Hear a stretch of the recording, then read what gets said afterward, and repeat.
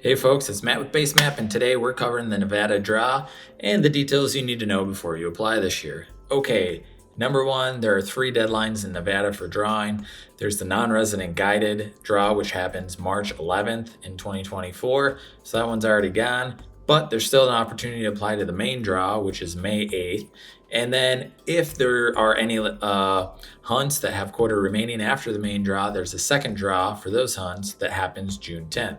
Another thing to note is that if you did not apply or you missed the main draw, then you can still purchase points during that second draw on June 10th and not necessarily have to apply for one of those hunts. So that's a good thing.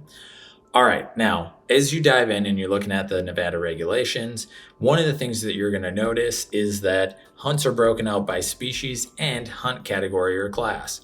Now, this is a little different than you'll see in other states because you can actually build points for each of those classes or categories. So for instance, for pronghorn, you're going to see that there are hunts for horns longer than ear, and then there's also horns shorter than ear. And as you're applying, you could apply to those hunts and build points for each of those different classes. So that's kind of a unique thing. Now, one of the things that you need to know though is that you can only draw 1 license per species per year. So even though you could apply for, both of those classes of hunts, if you drew the horns longer than ears, which is happens first in the draw, then your application for horns shorter than ear would be ineligible. Not necessarily a bad thing because you still got that hunt that you wanted. So that is one of the reasons why understanding the draw order in Nevada is important because that could influence your application strategy from year to year depending on how many points you have. And we'll post the draw order up over here. Anyways, now let's jump down into the draw system and how that actually works. The draw system in Nevada uses a squared bonus point system. Now, a bonus point system basically allows applicants with no points all the way up to 30 points a chance of drawing. So everybody has a chance, but those with more points are gonna have a better chance. And in Nevada, they square your points. So you get a little bump as you go up. The way this works is if you had 2 bonus points, you'd actually get 4 random numbers assigned in the draw. And then your lowest random number of those 4 would be attached to your application. And then what happens is all applicants get ranked against each other from lowest random number to highest random number. And as we actually jump into these different species and categories of hunts, we would start at the lowest random number at the top, that application. And here's a nuance in Nevada.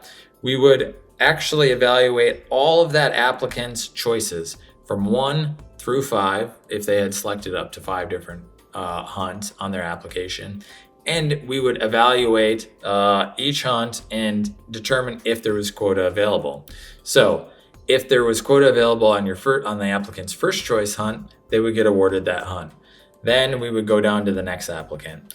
Again, we look at their first choice hunt. If there wasn't quota available, we would then go to what they put as their second choice. If there wasn't quota available, we go to their third. And if there was quota available there, we would award them their third choice hunt.